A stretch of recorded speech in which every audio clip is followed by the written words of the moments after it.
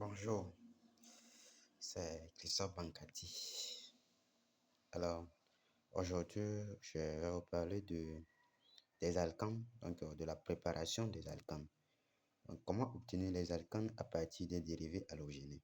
Donc, nous allons commencer par donc, la réaction, la réduction directe. Donc, on peut obtenir les alcanes par la réduction directe des halogénures d'alcanes. Donc, si on prend un halogénure d'alcane qui est là, plus le dihydrogène en présence du palladium, ça donne notre alcane plus un acide HX. Voilà.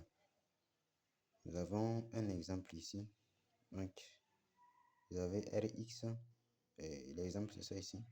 Donc, le chloropropane, le 1-chloropropane, plus le dihydrogène en présence du palladium, ça donne le propane plus HCl, l'acide chlorhydrique. Donc, vous comprenez que si on veut préparer le propane à partir de 1-chloropropane, il faut juste le dihydrogène.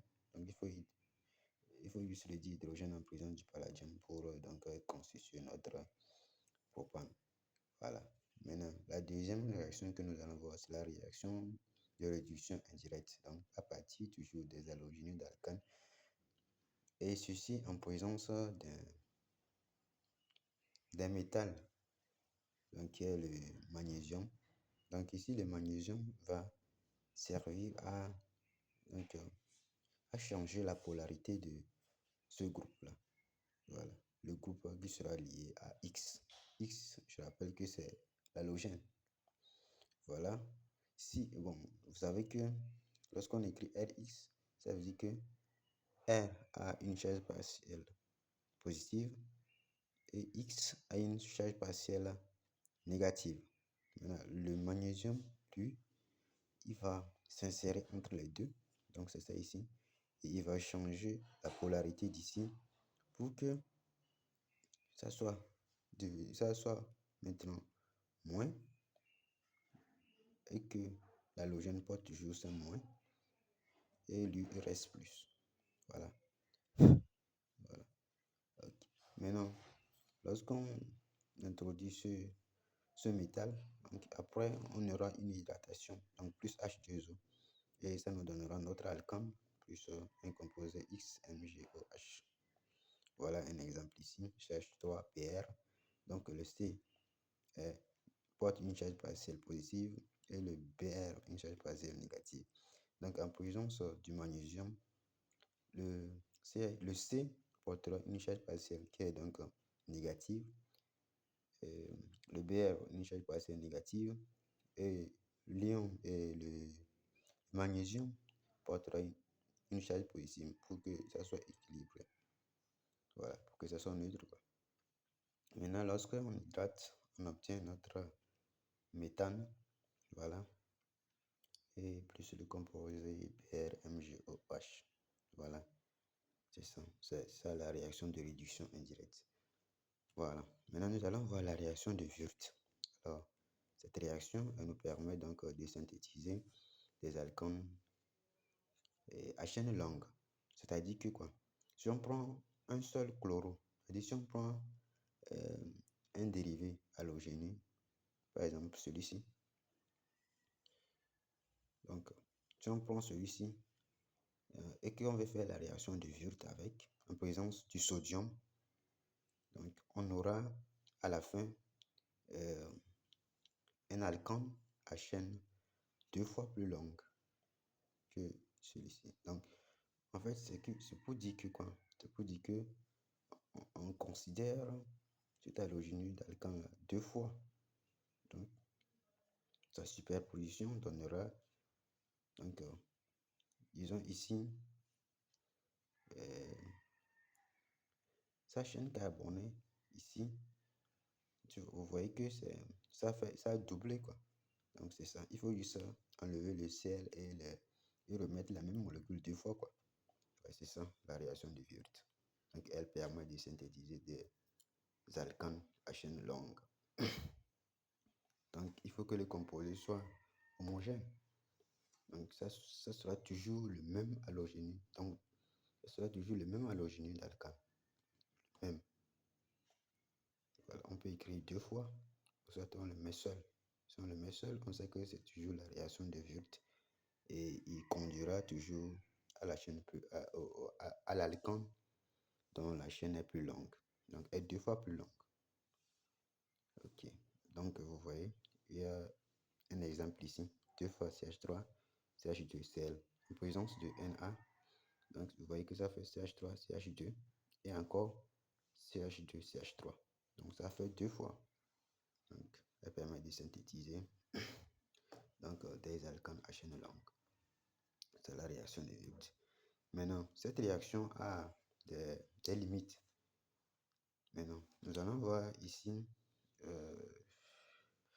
la réaction avec des halogènes mixtes. C'est-à-dire que ici, au lieu d'utiliser 2 fois la même chose, on va utiliser 2 halogènes différents. Dans ce cas, lorsqu'on utilise deux halogènes différents, on aura un mélange d'alcanes, obligatoirement. Voilà. Donc, nous avons ici RCl plus R'(Cl). Donc, les 2 halogènes sont différents. En présence du sodium, ça donne d'abord R', donc c'est ça ici. Ensuite, RR, R'.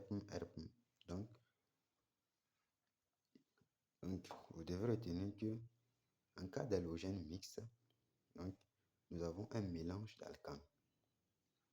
Mais en cas de même halogène, c'est-à-dire en cas d'halogène homogène, on a un seul alcane à chaîne longue.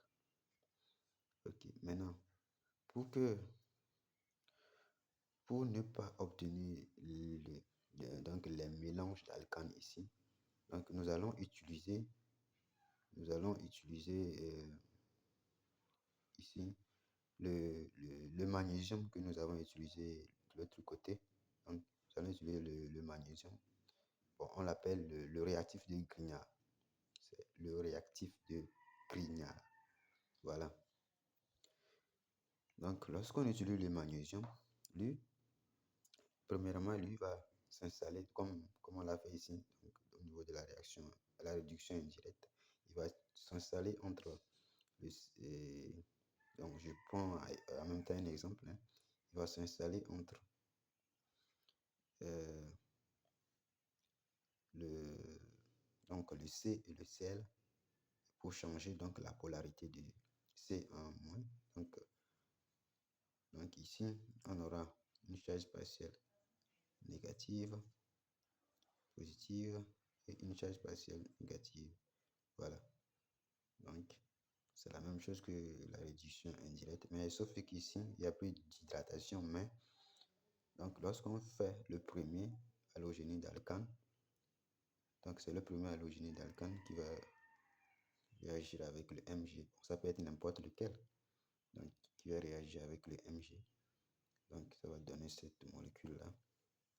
Maintenant, on va réajouter un autre halogène. Donc, l'autre halogène qui n'a pas été, qu'on n'a pas encore utilisé. Donc, on le réajoute à ce composé-là et il se forme donc notre alcane plus MgCl2.